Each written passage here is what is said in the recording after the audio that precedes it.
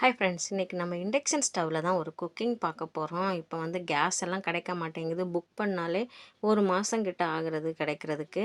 அதுக்கப்புறம் நம்ம வந்து அடுத்தது ஒரு 25 நாளுக்கு அப்புறம் தான் திரும்பவும் புக் பண்ண முடியுமா? இந்த நிலைமையில் இண்டக்ஷன் ஸ்டவ் தான் இப்போ கை கொடுக்குது. நான் வந்து இண்டக்ஷன் ஸ்டவ்வில் இன்றைக்கி வந்துட்டு குக்கரில் ஒரு குழம்பு வைக்க போகிறேன். அதுதான் உங்களுக்கு எப்படின்னு காட்ட போகிறேன். இப்போ இண்டக்ஷன் ஸ்டவ்வை ஆன் பண்ணிவிட்டு குக்கரை அடுப்பில் வச்சுட்டோம். ஆன் பண்ணதுக்கப்புறம் மெனுவை ப்ரெஸ் பண்ணோன்னா அது ஆட்டோமேட்டிக்காகவே குக்கரோடைய சிம்பிளில் தான் வந்து நிற்குது. இப்போ வந்து எனக்கு இன்க்ரீஸ் பண்ணணும். 2200 மேக்ஸிமம், அதுக்கு மேலே இன்க்ரீஸ் பண்ண முடியாது. அதை இன்க்ரீஸ் பண்ணி விட்டேன். இப்போ குக்கர் சூடாயிடுச்சு. எண்ணெய் ஊற்றிக்கலாம். இப்போ பட்டை வகையெல்லாம் போட்டுக்கலாம். எல்லாமே போட்டு கொஞ்சம் நேரம் வதக்கிடலாம். அதுக்கப்புறம் 2 பெரிய வெங்காயம் வெட்டி வச்சுருக்கிறேன், அதையும் போட்டுடலாம். போட்டு நல்லா வதக்கலாம். இது வதங்குற நேரத்தில் நம்ம இண்டக்ஷன் ஸ்டவ்வை பற்றி கொஞ்சம் பார்த்துட்டு வந்துடலாமா? என்னுடைய இண்டக்ஷன் வந்து பார்த்திங்கன்னா டச் இது தான்.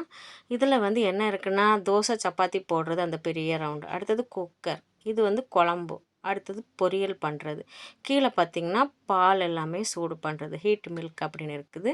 அப்புறம் இட்லி வைக்கிறதுக்கு அடுத்தது. இது நம்ம ஒன்று என்ன வேணுமோ அந்த பட்டனை ப்ரெஸ் பண்ணிக்க வேண்டியதான். இது வந்து டீப் ஃப்ரை. அப்புறம் குக்கர் விசில், குக்கருடைய விசிலுக்கும் தனியாக கொடுத்துருக்காங்க. நம்ம எவ்வளோ விசில் வேணுமோ அதை செட் பண்ணிக்கலாம்.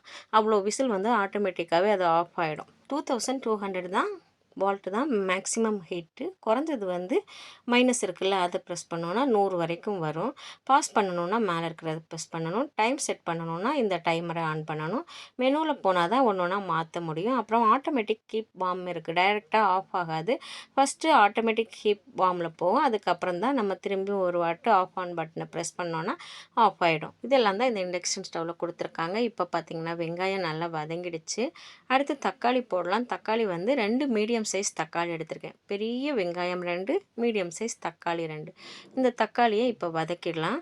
நல்லா வதங்கிடுச்சு. இது கூடவே இப்போ பார்த்திங்கன்னா ஒரே ஒரு பச்சை மிளகாய் வெட்டி போட்டிருக்கிறேன். உங்களுக்கு காரம் அதிகமாக வேணும்னா பச்சை மிளகாய் அதிகமாக போடலாம். இப்போ 1 ஸ்பூன் இஞ்சி பூண்டு அரைச்ச விழுது சேர்த்துருக்கிறேன். இதையும் போட்டு நல்லா வதக்கிடலாம். பச்சை வாசனை போகட்டும்.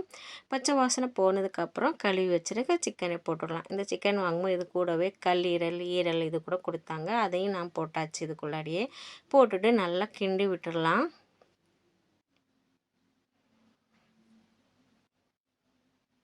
இப்போ தேவையான அளவு மசாலா போடலாம். 1 ஸ்பூன் குழம்பு மிளகாய்த்தூள் போட்டிருக்கேன். 1/2 ஸ்பூன் மிளகாய்த்தூள், கொஞ்சமாக மஞ்சள் தூள், 1/4 ஸ்பூன் மிளகுத்தூள், 1/4 ஸ்பூன் பெருஞ்சீரகத்தூள், 1/4 ஸ்பூன் கரம் மசாலா தூள், இதெல்லாம் தான் போட்டிருக்கேன். இந்த மசாலா எல்லாமே நம்ம வீட்டிலையே அரைச்சது தான். எதுவுமே வந்து பேக்கெட் மசாலா இதில் இல்லை. பேக்கெட் மசாலாவை விட இப்படி நம்ம வீட்டில் அரைச்ச மசாலாவை போடும்போது உண்மையாகவே ரொம்ப ரொம்ப டேஸ்ட்டாக இருக்குது. நம்ம என்ன சமைச்சாலும் அந்த சமையல் வந்து டேஸ்ட்டாக இருக்குது. நீங்களும் வீட்டில் அரைச்ச மசாலாவே போட்டு பாருங்கள், நல்லாயிருக்கும். எல்லாமே நானே அரைச்சி வச்சதான். இப்போ இஞ்சி பூண்டு இருந்த பாத்திரத்தை கழுவி ஒரு 1/2 டம்ளர் தண்ணி ஊற்றிருக்கிறேன். தேவையான அளவு உப்பும் ஆல்ரெடி நான் சேர்த்துட்டேன். இப்போ இன்னொரு டம்ளர் தண்ணியும் ஊற்றிடலாம்.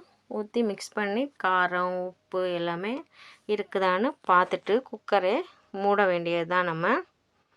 அதுக்கு முன்னாடி கொஞ்சமாக மல்லி இலை போட்டுடலாம்.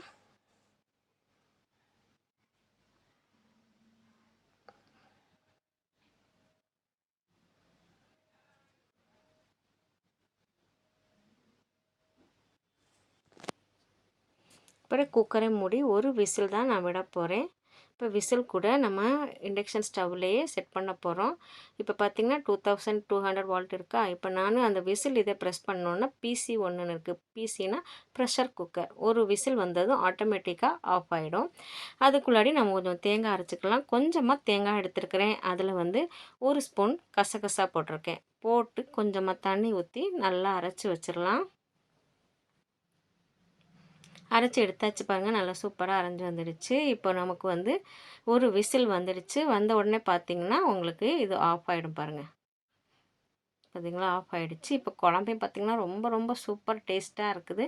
இப்படியே கூட நம்ம சாப்பிட்லாம். ஆனால் வந்து நான் தேங்காய் அரைச்சி வச்சுருந்தேன்ல, அதையும் இதில் சேர்க்கணும்ல, அதனால் இப்போ அரைச்ச தேங்காயை இதுக்குள்ளே சேர்த்துடலாம்.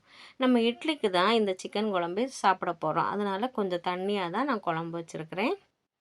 இது இட்லிக்கு, சப்பாத்திக்கு, பூரிக்கு, ஆப்பத்துக்கு, இடியாப்பத்துக்கு, சாப்பாட்டுக்கு கூட ரொம்ப சூப்பரா இருக்கும். ரொம்ப சிம்பிளான குழம்பு தான்.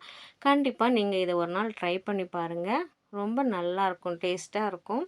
எந்த ஒரு மசாலாவுமே பேக்கெட் மசாலா இல்ல. கடையில வாங்குனது இல்ல. நம்ம வீட்லயே எல்லாமே அரைச்சு ரெடி பண்ண மசாலா தான். திரும்ப மூடி ஒரு கொதி விட்டு இறக்கணுன்னா, நம்மளுடைய குழம்பு ரெடி ஆயிடும். எனக்கு உப்பு கொஞ்சம் கம்மியா இருந்தனால உப்பு போட்டேன். இப்போ நல்லா கொதிச்சிடுச்சு. குழம்பு சூப்பரா ரெடி ஆயிடுச்சு. இப்போ குழம்ப எடுத்துட்டு இதே இதில நம்ம அடுத்து இட்லி வைக்க போறோம். இந்த இண்டக்ஷன் ஸ்டவ்ல தான் இட்லி வைக்க போறோம். இட்லி வைக்கிறதுக்கு இட்லி பாத்திரத்தில தண்ணி வச்சாச்சு. இப்போ நம்ம அந்த மூட வந்து மாத்தி விடணும். மாத்திடலாம். இட்லிக்கு மாத்திட்டோம் பார்த்தீங்களா? இட்லியில லைட் எரியுது.